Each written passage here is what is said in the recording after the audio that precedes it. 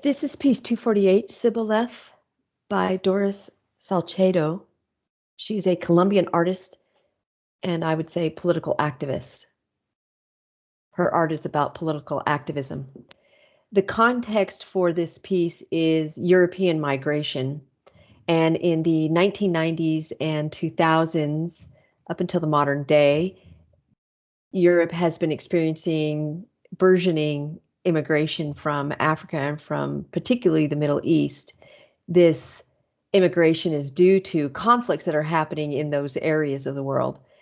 And Europe was initially welcoming, but over time, just the tide of immigrants kept continuing. And this is a map showing the 2014 map showing illegal immigrations into Europe. So it's a humanitarian crisis. The content of this piece is that the title, Shibboleth, is not a common word. It's a Hebrew word from the Bible, and it is refers to a behavior or a word that separates people into classes, into nations, professions, cultures. For example, y'all. When someone says y'all, we know that they are probably from the South in the United States. Members of a gang have a shibboleth. They wear a certain article of clothing, they throw up a hand sign, or they use a word to say that they're a member of the group. A stethoscope is used as a shibboleth. We see a stethoscope and we know that that person's in the medical profession. Lollapalooza was a word, or lollipop was a word used in World War II to catch anybody of Japanese culture, descent, who might have been a spy. Pronunciation of L's is hard for somebody who is raised in the Japanese culture.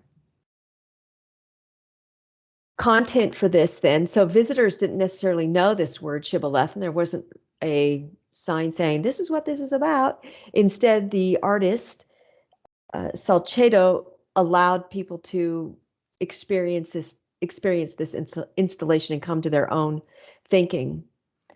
In terms of content, this crack in the concrete just disrupted the museum's space, and it called symbolic attention to social fissures in Europe due to immigration and unwanted immigrants.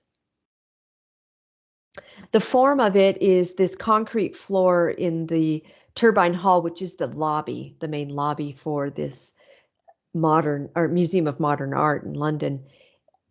The floor was dug out by Salcedo, and I actually don't know how much of the digging she did. I'm curious about that. It's inconceivable that a museum would allow a permanent alteration like this. It is 548 feet long. It is a few inches to 2 feet deep at the most. You can see the depth right there. And in terms of width, is about a foot wide here and going over here to inches.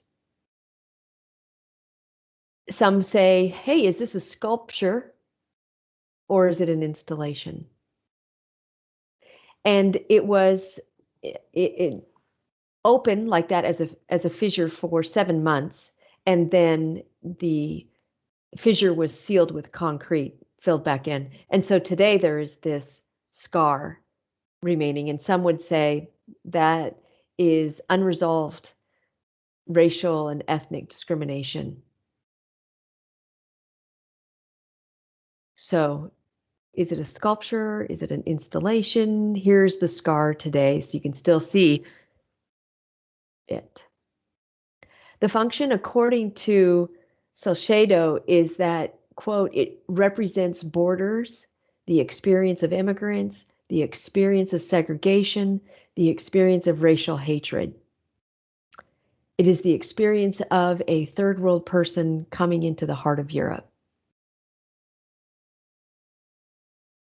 Just to give you a sense of Doris Salcedo's work, here is one from 2003, and this is 1,500 chairs that are stacked between two buildings in Istanbul, in Turkey, and these represent war in general and mass graves in particular. There's no specific event she says that this represents, but she, as a very much a political activist, she has researched since 1988 the killing of people in Colombia by government officials, by gangs, and the mass graves as a result.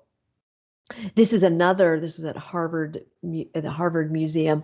It is an installation that represents the loss of people who have been taken by the government and have been tortured, and then those who are left behind. How do you resolve, a missing family member?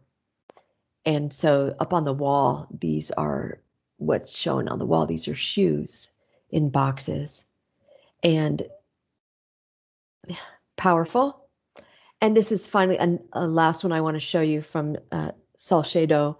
This is the materiality of mourning. It's a, I guess it's a shroud, right? So a covering, like a blanket, but far more meaningful. And it is for a nurse who was taken and tortured in Colombia. It's made out of rose petals that have been dried. So very, very fragile, super meaningful. All right, so this is Shibboleth by Doris Salcedo.